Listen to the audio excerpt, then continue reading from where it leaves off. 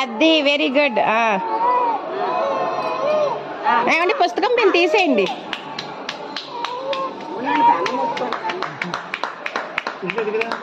Pen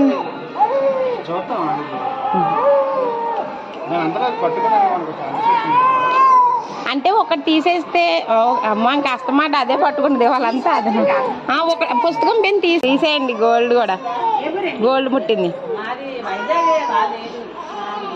తీసేయండి gold.